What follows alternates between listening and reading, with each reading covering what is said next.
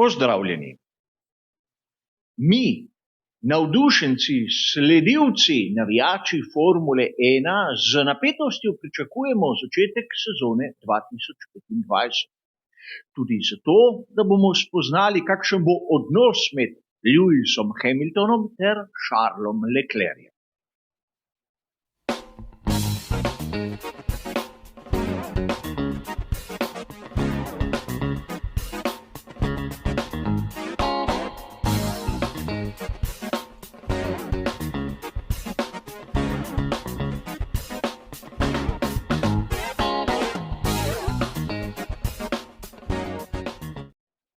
Med nami, navdušenci Formule 1, so mnenja različna.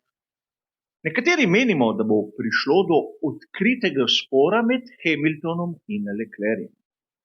Zopet obstaja druga skupina, ki meni, da bodo znotraj skuderije uredili ta status, kdo bo prvi in kdo bo drugi. In znotraj te skupine seveda obstajata dve frakciji. Tista, ki vidi Hamiltona v vlogi vodilnega, in ona, ki vidi Leclerca kot tistega, ki mu bodo namenili več pozornosti. In obstaja še tretja varianta, kjer so navdušenci prepričani, da v skuderiji Ferrari lahko praktično imajo dva prva voznika. A treba je poudariti, da so to le naša mnenja, ki so seveda legitimna, ampak brez zamere, v bistvu so dokaj nepomembne. Ampak pred dnevi smo lahko zasledili zanimivo izjavo. Kajti, če je moje osebno mnenje nepomembno, čeprav je lahko komu zanimivo, je tisto, kar reče nekdo, ki sliši na ime Piero Ferrari, bistveno bolj pomembno. Piero Ferrari je dejal, da v bistvu pričakuje spor med Hamiltonom ter Leclercem. Da je to nekako naravno, da je pričakovano in da je konec koncev tudi življenjsko. In tu se lahko z njim strinjamo ali pa ne. A sam sem že mnogokrat dejal, da prvi nasprotnik vsakega voznika v motošportu je tisti, s katerim deli garažo. Piero Ferrari, kot nekdo, ki je že desetletja izjemno blizu sami skuderiji, je konec koncev tudi sin legendarnega Enza, verjetno ve, kakšno je vzdušje in kaj lahko pričakuje. Ampak danes si bomo na hitro ogledali nekaj primerov iz preteklosti skuderije Ferrari, ko smo tudi videli podobno situacijo, ko je bil nekako odprt boj med vozniki znotraj skuderije.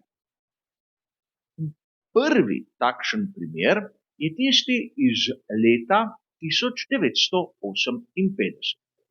Svetovni prvak je postal Mike Hawthorne, ampak takrat znotraj skuderije se je bil pravi troboj, namreč Britanca Hawthorne in Collins sta se nekako združila proti Italijanu Musso.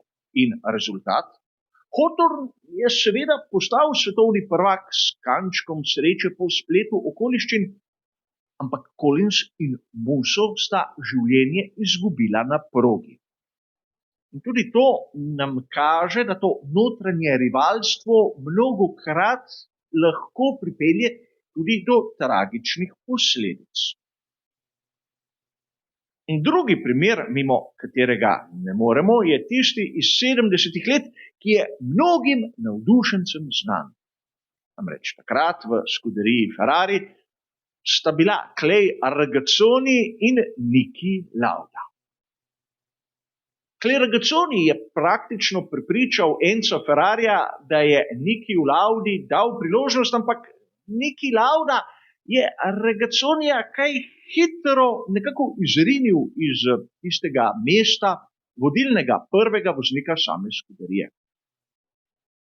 In znano je, da na zadnji dirki sezone 1976, ko Niki Lauda se ni počutil dovolj sposobnega, da bi v tistem deževju nadaljeval z dirko, je Clay Regazzoni nudil izjemno skromen odpor Jamesu Huntu.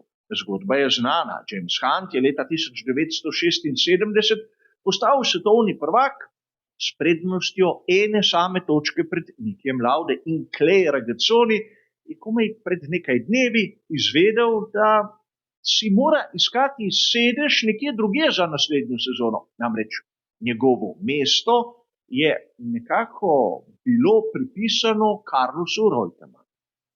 In Clay Regazzoni ni nudil absolutno nobenega odpora Jamesu Huntu. Kako se je končala zgodba, nam je znano. A ne smemo pozabiti še na nekaj, da prav iz te prigode je nastal spor med samim Enzom Ferrarijem ter Nikijem Laudom. Naslednje leto, leta 1977, je sam Niki Lauda prenehal voziti za skuderijo Ferrari v trenutku, ko je matematično postal svetovni prvak in je dokazal, da je bil v tistem zgodovinskem obdobju najboljši. A vidimo lahko, da v tem primeru je zopet ekipa kot taka potegnila krajšo. Tretji primer. Mislim, da tisti iz začetka 80-ih let je vsem poznavalcem zgodovine Formule 1 tukaj jasen. Spor med Gillesom Villeneuvom in Didierjem Pironijem. Takrat izgleda, da so se pri skuderiji Ferrari odločili, da je Didier Pironi voznik, na katerega se splača staviti. Ampak Gillesu Villeneuvu, kot pravijo govorice, niso tega dejstva nikoli razložili. In znana je zgodba. Gilles Villeneuve je izgubil življenje. Didier Pironi je predčasno zaključil svojo kariero. Skuderija Ferrari je sicer osvojila naslov svetovnega prvaka med konstruktorji, a med vozniki še zdaleč. A če pustimo sedaj te primere nekako pri strani, imamo še zadnjega, kjer bi lahko dejali, da je situacija izjemno podobna tisti, ki jo bomo lahko spremljali v naslednji sezoni.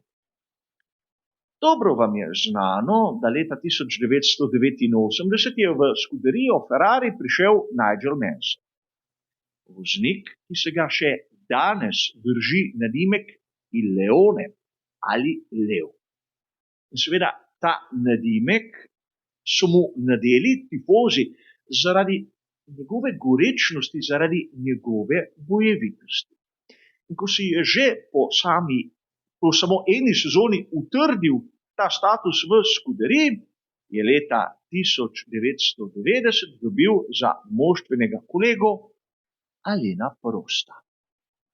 In Alain Prost, ko je prišel v Ferrari, je seveda imel bistveno višji status kot Nigel Mansell.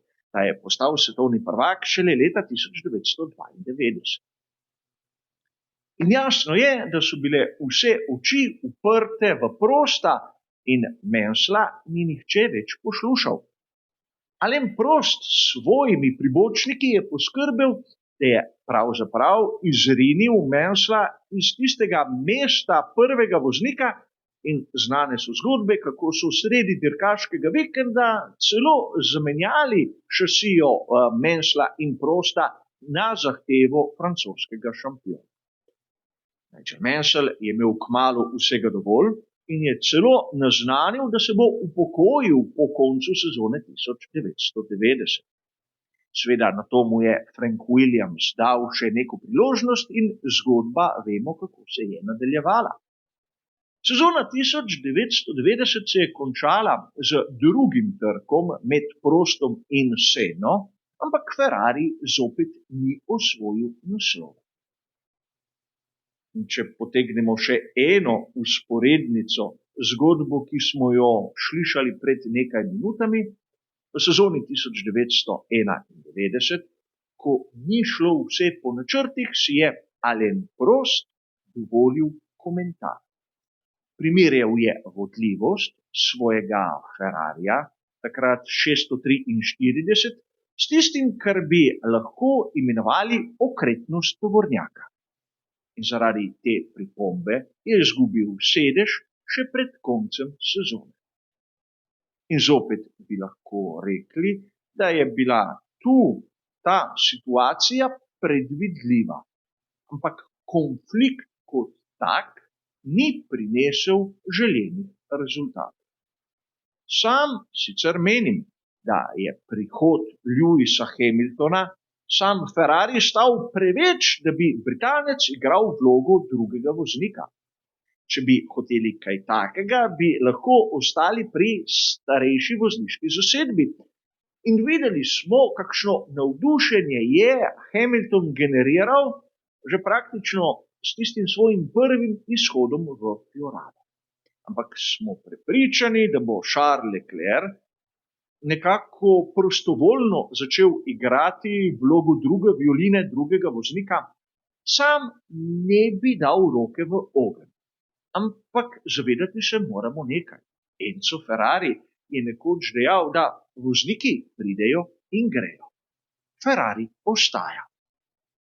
V tem primeru nisem prepričan, da ukolikor ne bodo takoj razčistili vrok in razjasnili tistega, kar mora nekdo početi, da bo za Ferrari dobro.